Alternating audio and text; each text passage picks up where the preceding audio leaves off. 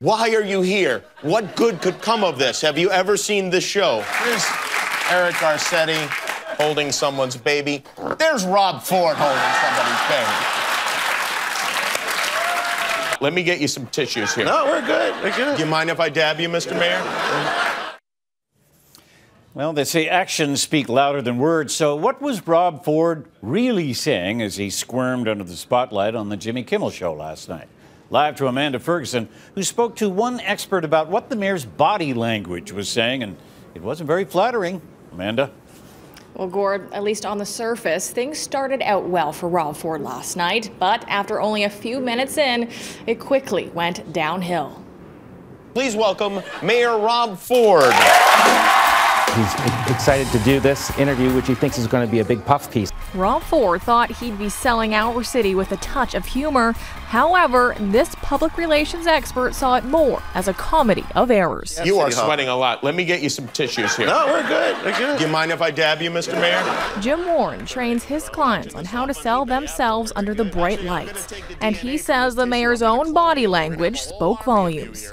And one of the telltale signs we see is when someone is engaged with someone, they mirror their actions. So they repeat and do the same thing. So when I'm really excited about him, you see the mayor is facing Jimmy Kimmel. He's mimicking the same actions. He's moving his hands. I had some crazy guy call me on my cell phone and say, this is Jimmy Kimmel. And I think you'll see as soon as it starts to go negative, his entire body demeanor starts to change. And here's where it starts to change. This is Jimmy Kimmel starting to read some of the hate tweets. This is disgusting. Having our embarrassment of a mayor on your show is a slap to all Torontonians. When those negative things come out, he starts to do the white knuckle grab. He turns away from Jimmy Kimmel and he no longer copies his movements but does different movements instead. Let's wander over here, and I want to go to the video screen here, if you wouldn't mind. And then it got worse. Host Jimmy Kimmel played a version of Ford's greatest hits, those cringe-worthy moments caught on tape.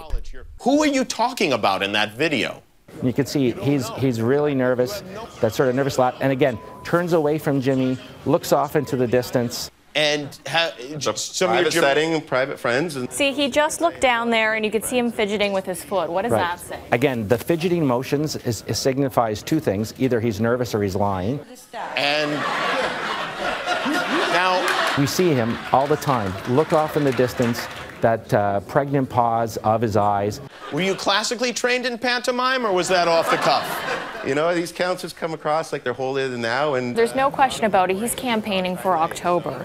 What message did he just send out for his campaign? Being a laughingstock doesn't mean you're going to get elected, and just because somebody wants their picture taken with you doesn't mean they're going to vote for you. Mayor Rob Ford, everybody.